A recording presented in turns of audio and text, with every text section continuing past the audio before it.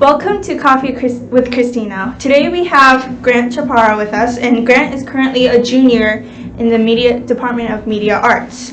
Today we'll be talking about the raging Texas Senate elections. Now, from my understanding, you are a liberal, am I correct? Yeah, that's pretty good. Yeah, that's pretty good. God, you can edit this out. I was trying to say something clever, but then I forgot. Yeah, that's pretty spot on how my political beliefs are. Now, why do you classify as so? Well, it's just kind of how I ended up.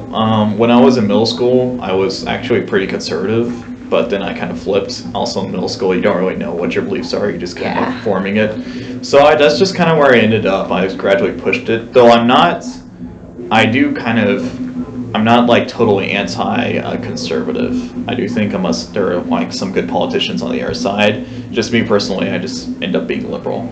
So you said in middle school you flipped. Was there a certain situation? It was just kind of it was really interesting. How my family works is my dad's family are the liberal Mexican immigrant family that live in California, and my mom's family is very conservative, traditional South Texas Christians. Mm-hmm. So I spent a lot more time with my mom's family, and especially with my grandfather and my older siblings, and older cousins, and they watch a lot of Fox News. So when you're watching that when you're a young middle schooler, it's very impressionable. It's very easy. And then kind of gradually afterwards, I started hanging out more with my dad's side of the family, which, of course, just kind of started to shift my position. And then finally, after doing research, I kind of found myself more liking the liberal side. Alrighty. So. Now, do you plan to vote in the upcoming Senate elections? Definitely. Alrighty. Now, who are you leaning more towards? I'm definitely voting for Beto O'Rourke. I think is that how you say his name?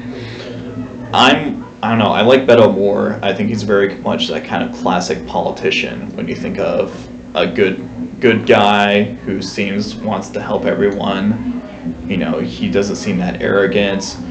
Of course, probably a lot of it might be an act, but he's putting on a pretty good one, and that's why he has my vote. And as far as Cruz goes, nothing Cruz has done has really appealed to me.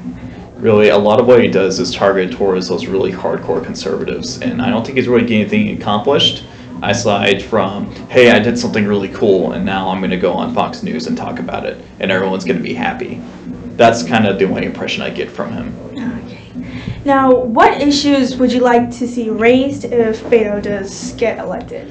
Mainly, an issue that's not talked about a lot is a problem with student debt. I think I would probably get in contact with this team, because if you write stuff to your senators, they will listen. Say, we need to do something about the student debt situation, because I'm going to graduate in debt. A lot of people I know will graduate in debt. I think our generation, millennials, and what's the generation after millennials, because I think I technically classify it that. Whatever, but both our generations, are going to graduate with lots of debt, and that's something nobody's really talking about. It's kind of like, well, that sucks. And then we move on. So it's going to be hard for me to really get myself grounded financially with all this debt I have to pay off. So that's something I would like Beto O'Rourke to raise. And I think if enough people talk to him about it, he will do it. Alrighty. Well, that's all the time we have for today. Thank you for joining us. And thank you, Grant, for Thank you. coming.